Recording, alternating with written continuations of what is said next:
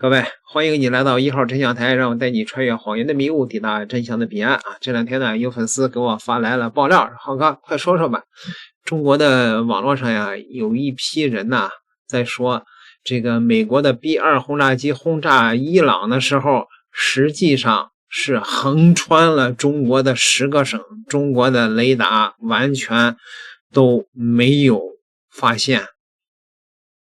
横跨了中国的大陆去轰炸的伊朗。你说那要是炸中国的目标，那中国可咋办呢？我说谁告诉你的呀？你这网络上一批人啊，好，就你知道中国的网络上有一大批那个甜美精美的那种公知，是吧？那还了得啊！如果这个事儿，那就是中国的雷达系统那就是看不着幽灵的百搭对不对什么你看了吗？中国的这些评论区里边各种各样的这种神头鬼脸的傻子都有，有的评价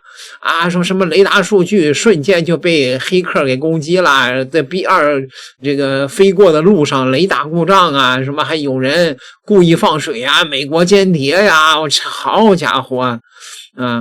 那个我曾经给大伙说过，我说美国这个 B2 现在看来呢已经是一个落后的运载工具了。为什么呢？它携带的所谓的这个钻地炸弹，实际上对这个花岗岩山体的爆破效果这个并不好。只要是在这个地下100米它这个炸弹你投多少也不管用了因为这玩意儿呢对花岗岩的穿深也就是不到10米左右你根本没法对付那种大山。所以呢 B2 呢只是现在呢对一些像伊朗这样的弱国还有点威慑作用。而且呢就是中国的钻地炸弹根本就不用劳师动众，用这么大成本，中国有导弹，超音速导弹上就可以挂那个钻地炸弹，10000公里、8000公里直接就打过去了，还用 B2 轰炸机吗？所以这是一个落后了的一个武器了你说那个雷达能不能发现了呢？中国的雷达现在已经世界第1了，传统的雷达可能发现的这个可能性比较小，但是呢中国有天基雷达呀，有米波雷达呀，在天上中国多次公布了B2 轰炸机在那个美国境内飞行，还有在南海飞行周边飞行的那个图像，光学图像，各位。而且呢你要记住它这个隐形轰炸机它并不是全向隐身的，对一个雷达可能隐身，但是2个雷达我记得如果是呈60度夹角的时候，它的隐身就会被破掉。对于中国这样幅员辽阔的国土来讲，60度夹角的雷达阵有的是所以呢我们来看看其实这个从军事上来解释呢，雷达在这个就是 B2 在中国的雷达面前，那就像黑夜里的火炬一样。轰炸机打击伊朗核设施的行动成了热点话题。从整个过程看， B2 带着2枚13吨的巨型炸弹跨洋飞行了37个小时，航程3万公里，多机种密切配合，沿途3次空中加油，没有暴露，进出伊朗空域更是如入无人之境，的确展示出了非常强大的能力。于是评论里边就有很多人忧心忡忡地问了，换成是中国能发现 B2 吗？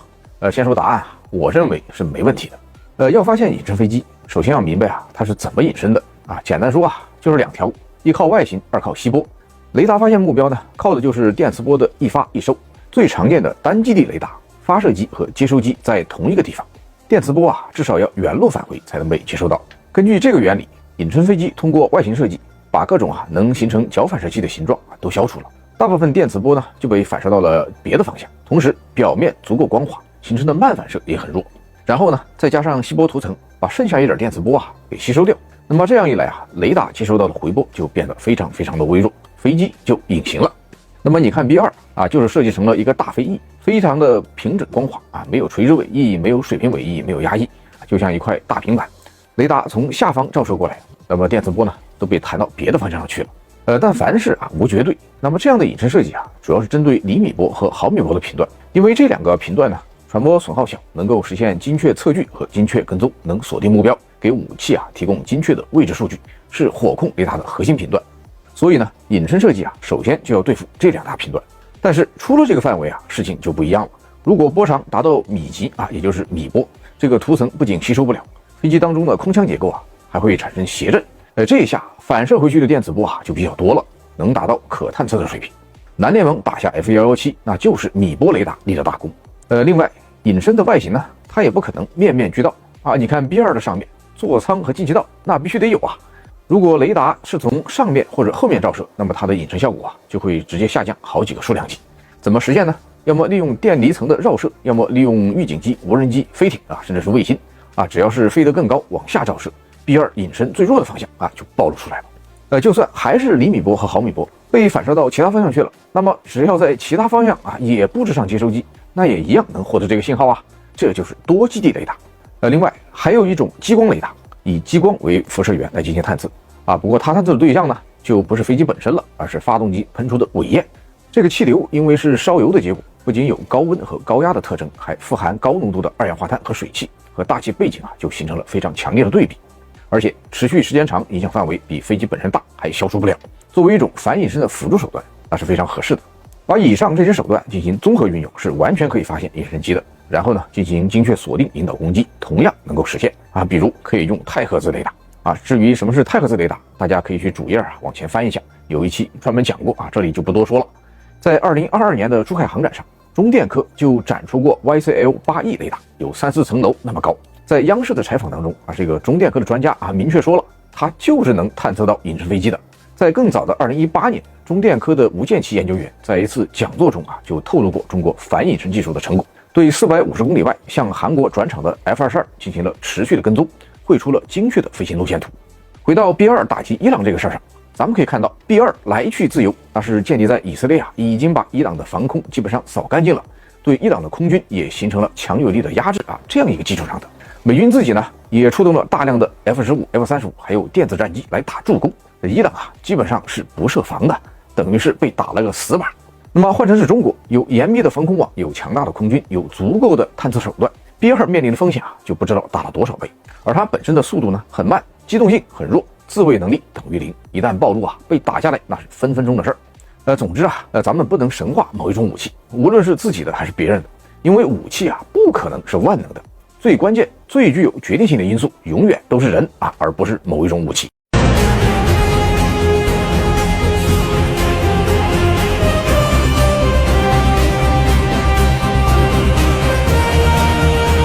作为全球唯一现役隐身战略轰炸机， B2 诞生半个世纪以来便以隐形突防能力闻名。其独特的飞翼构型与隐身涂层令其雷达反射面积只有拳头大小，配合 1.2 万公里的超远航程和20吨弹药载荷，理论上具备穿透敌方防空网、打击核心目标的能力。然而这一神话背后隐藏致命弱点，一是数量稀缺与维护困境， B2 单机造价高达24亿美元，美军现仅存19架可用，且因隐身涂层易脱落，维护成本高昂，每飞行小时耗费数十万美元，实际出勤率不足 40%。 二是速度与机动性短板，最大速度仅 0.95 马赫，无法超音速突防，一旦暴露踪迹极易成为活靶子。三是依赖基地与补给，作战半径仅4000到6000公里，需依赖亚太基地部署，而中国东风26和东风27导弹可精准摧毁其前沿基地，形成源头扼杀。面对 B2 的威胁，中国并未止步于传统防空思维，而是构建了覆盖天空地的多维反隐网络，通过分布式部署米波雷达阵列，突破传统雷达对隐身目标的探测盲区，实现对 B2 的300到500公里超视距锁定。其复演式布局可合成高精度波束，大幅提升定位能力。结合有源相控阵雷达、红外追踪系统及被动电磁侦测，形成复合感知网络，令 B2 无所遁形。作为全球首款针对隐身战机设计的5代机，歼2搭载有源相控阵雷达与光点分布式孔径系统，可接收地面雷达数据链信息，对 B2 实施静默突袭，其超音速巡航能力与霹雳15远程导弹形成不对称优势。红旗 9B 与 S-400 构成高低空互补拦截网。S-400 配备的 40N6E 导弹射程达400公里，可对 B2 发射的 JAS 巡航导弹实施防区外拦截。红旗 9B 则专精中近程防御，反应时间小于10秒，形成密集火力网。中国还通过反介入、区域拒止战略，将战场外推至第1、第2岛链。高分卫星与红外预警星座可实时追踪 B2 的起飞与航迹，为拦截争取预警时间。运8电子战机可干扰 B2 的通信与导航系统，迫使其偏离航线或暴露位置。即便美军孤注一掷出动全部19架 B2， 其实际威胁已被中国防空体系系统性化解。2022年，解放军多次公开追踪到进入东海防空识别区的 B2， 证实反引雷达的实战效能。B2 缺乏超音速逃逸能力，一旦被锁定，生存概率趋近于0。